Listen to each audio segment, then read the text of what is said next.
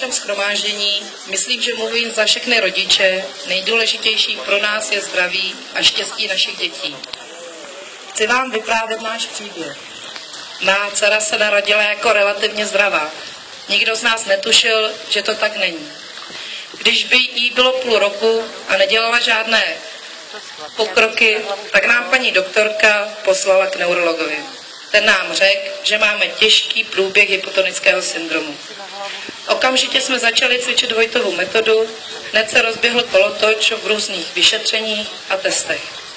V 14 měsících jsme byli v motolské nemocnici na magnetické rezonanci a jiných vyšetření. Po nich nám bylo sděleno, že k hypotonickému syndromu máme ještě psychomotorickou retardaci a hodně špatný zadní mozeček. Moc nadějí a šancí nám nedávali. Prostě se to někdy stane, že se narodí takové dítě. Můžete zkusit lázně ve 2 letech, uvidí se, ale asi i ty vám nepomůžou. Přesně den po jejich druhých narozeninách jsme nastoupili do Jánských lázní na Vesnu. Přijela jsem s úplně ležícím dítětem, nevnímajícím, nekomunikující. Zájem měla jenom o jídlo a pití. Byla jsem úplně vyplašená a neznalá všeho. Tady nám paní doktorka nastavila režim a intenzivní cvičení. Dostali jsme skvělou fyzioterapeutku, u které cvičíme pokaždé a díky tomu, že už za ta léta, co se známe, ona ví o dceři víc a vše dělá proto, aby byla lepší. Dcera je u ní spokojená a mají spolu velmi vřelý vztah, což je velmi důležité. Díky tomu, že jsme měli možnost tu být 6 týdnů, tak po 4 týdnech se dostala na kolena a pomalu začala lézt. Na konci 6týdenního pobytu už lezla. Ve 3 letech tedy začala jíst. A skoro ve 4 obcházet nábytek a ve 4 letech začala chodit. Když jsem byla na jaře u neurologa, tak mi řekl, když jsem vás viděl poprvé, nikdy jsem nevěřil tomu, že ona kdy bude stát a chodit. Je to jen díky vám a vašemu snažení, lázni a všemu, co pro ní děláte.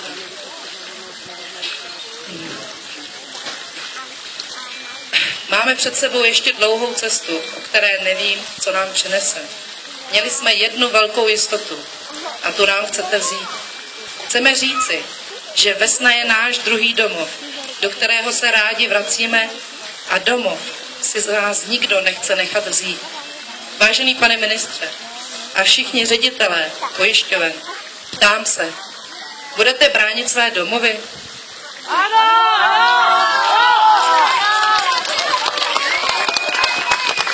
Asi ano.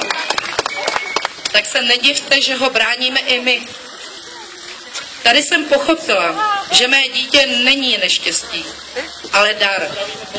A díky tomu jsme se začali koukat na tento svět jinýma očima, než předtím. Vážím si jiných hodnot a vedu svůj život jinou cestou. Poznala jsem tu úžasné lidi, s kterýma mě pojí přátelství a jsem za to velmi vděčná. Bohužel je tu mnoho dětí, jejichž postižení souvisí se špatným vedením porodem a následnou péčí. To je naše Vesna, našich dětí. Dcera se sem strašně těší. Má tady kamarády a já se sem taky moc těším.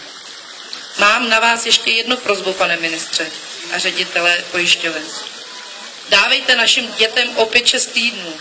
Oni to potřebují. Díky tomu jsou schopnější, výkonnější a hlavně jim to pomáhá. Jde přeci všem o to, aby jednou byli plnohodnotní občané, mohli pracovat a vrátit to všechno společnosti. Přesně tak! Přesně tak!